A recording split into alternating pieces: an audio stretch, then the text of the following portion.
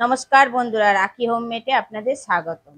আমি আজকে একটা চিংড়ি মাছের রেসিপি নিয়ে চলে এসেছি। আমি আজকে বানাবো ঝিঙে আর আলু দিয়ে চিংড়ি মাছের ঝোল। কেমন ভাবে বানাবো সেই ভিডিওটা আপনারা দেখতে থাকুন। ঝিঙে আর চিংড়ি মাছ দিয়ে ঝোল বানানোর জন্য আমি এখানে ঝিঙে কেটে নিয়েছি দুটো, আর দুটো আলু আমি ডুমো ডুমো করে কেটে নিয়েছি। চিংড়ি মাছটাকে ধুয়ে ভালো করে পরিষ্কার করে নিয়েছি। একটা তেজপাতা নিয়েছি, গোটা জিরে নিয়েছি 1 টেবিল চামচ, 4টে কাঁচা লঙ্কা নিয়েছি, আদা রসুন নিয়েছি ছাড়িয়ে, একটা টমেটো বড় সাইজে কেটে নিয়েছি, দুটো ছোট সাইজে পেঁয়াজ কেটে নিয়েছি, হলুদ নিয়েছি, চিনি নিয়েছি, নুন নিয়েছি। রান্নাটা আমি সর্ষের তেলে করব। প্রথমে আমি আলুটাকে আর ঝিঙেটাকে হালকা করে ভেজে নেব। গ্যাসটা জ্বালিয়ে দিয়ে কড়াটা বসিয়ে দিয়েছি। কড়াইতে আমি পরিমাণ মতো সর্ষের তেল দিলাম। তেলটা গরম হয়ে গেছে, আমি আলুগুলোকে দিয়ে দিলাম। আলুটাকে দিয়ে আমি 1 চামচ নুন দিলাম। নুন দিয়ে আমি আলুটার সঙ্গে ভালোভাবে মিশিয়ে নিলাম, যাতে আলুটা তাড়াতাড়ি নরম হয়ে যায়। মিশিয়ে নিয়ে আমি 2 মিনিটের জন্য ঢেকে দিলাম। আলুটা ভাজা হতে থাক, আমি একটা মিক্সির জার নিয়ে নিয়েছি। আমি একটা মশলা বানিয়ে নেব। 4টে কাঁচা লঙ্কা দিলাম। ঝালটা আপনারা নিজেদের মতন দেবেন, যে যেরকম ঝাল খাবেন সেই অনুযায়ী দেবেন। কয়েক টুকরো রসুন দিলাম, আর কয়েক টুকরো আদা দিলাম, আর একটা টমেটো দিলাম। 1 টেবিল চামচ গোটা জিরে দিলাম। দিয়ে আমি একটা মিহি পেস্ট বানিয়ে নেব। 2 মিনিট পর ঢাকাটা খুলে দিলাম, একটু নাড়াচাড়া করে নিলাম। আলুটা ভাজা হয়ে গেছে। এবার এই আলুর মধ্যেই আমি যে ঝিঙেগুলো কেটে রেখে দিয়েছিলাম, ঝিঙেগুলো দিয়ে দিলাম। ঝিঙেগুলো পরে দিলাম, নাহলে আগে দিলে জলটা ছেড়ে যেত, সেই কারণে আমি ঝিঙেটা একটু পরে দিলাম। ঝিঙেটা দিয়েও আলুটার সঙ্গে ভালোভাবে মিশিয়ে নিলাম। মিশিয়ে নিয়ে আবার আমি একটু ভেজে নেব, হালকা করে ঝিঙেটাকে ভেজে নেব। ঝিঙে আর আলুটা ভাজা হয়ে গেছে, আমি তুলে নিলাম। তার ওই একই তেলের মধ্যে 1 চামচ নুন দিলাম, আর 1/2 চামচ হলুদ দিলাম। দিয়ে আমি চিংড়ি মাছটাকে দিয়ে দিলাম। চিংড়ি মাছটা দিয়ে আমি মিশিয়ে নিলাম নুন আর হলুদটার সঙ্গে। চিংড়ি মাছটাকে আমি হালকা করে ভেজে নিলাম। চিংড়ি মাছ বেশি ভাজলে শক্ত হয়ে যায়, সে কারণে আমি হালকা করে ভেজে নিলাম। চিংড়ি মাছটা ভাজা হয়ে গেছে, আমি তুলে নিলাম। তার ওই একই কড়ার মধ্যে আরো 2 টেবিল চামচ আমি তেল অ্যাড করলাম।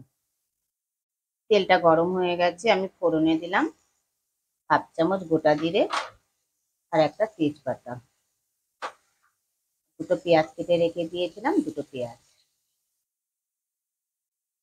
জিরে, তেজপাতা আর পেঁয়াজ একসঙ্গে ভালোভাবে মিশিয়ে নিয়ে আমি ভেজে নেব, যতক্ষণ না একটা ফোড়ন থেকে সুন্দর গন্ধ বেরোবে।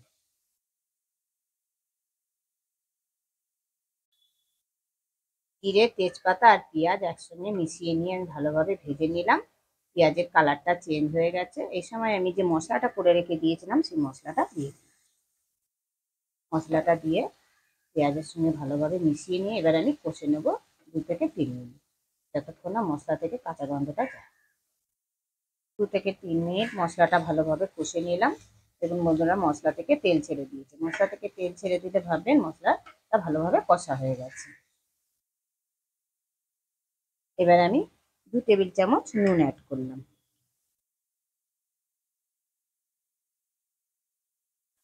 আর 1/2 চামচ হলুদ দিলাম। অল্প পরিমাণে আমি একটু জল দিলাম। দিয়ে আমি যে ঝিঙে আর আলুটা ভেজে রেখে দিয়েছিলাম সেটা দিয়ে দিলাম।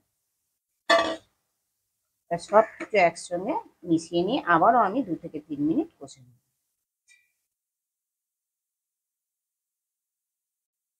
ঝিঙে আলুটা দিয়েও আমি 2 থেকে 3 মিনিট ভালোভাবে কষে নিলাম। এবারে যে আমি চিংড়ি মাছটা ভেজে রেখে দিয়েছিলাম, চিংড়ি মাছটা দিয়ে দিলাম। চিংড়ি মাছটা দিয়েও ভালোভাবে মিশিয়ে নিলাম। রান্নাটা ব্যালেন্সে রাখার জন্য আমি 1 চামচ চিনি দিলাম। এটা অপশনাল, যারা পছন্দ করেন তারা দেবেন, যারা পছন্দ করেন না তারা দেবেন না। চিনিটা দিয়েও ভালোভাবে মিশিয়ে নিলাম।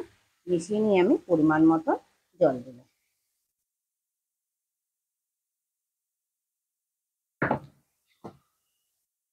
জলটা দিয়ে ভালোভাবে মিশিয়ে নিলাম। মিশিয়ে নিয়ে আমি 5 মিনিটের জন্য ঢেকে দিলাম।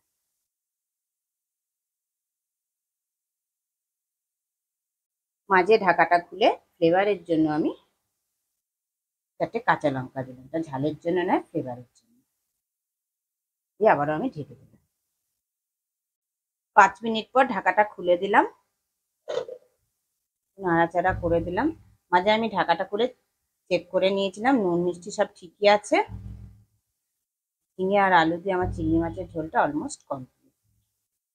গ্যাসটা নিভিয়ে দিলাম। আরো 2 থেকে 3 মিনিট আমি স্ট্যান্ডিং টাইমে রেখে 2 থেকে 3 মিনিট স্ট্যান্ডিং টাইমে রাখার পর ফিরে এলাম। ঝিঙে আর আলু দিয়ে আমার চিংড়ি মাছের ঝোলটা আমার পরিবেশনের জন্য কমপ্লিট।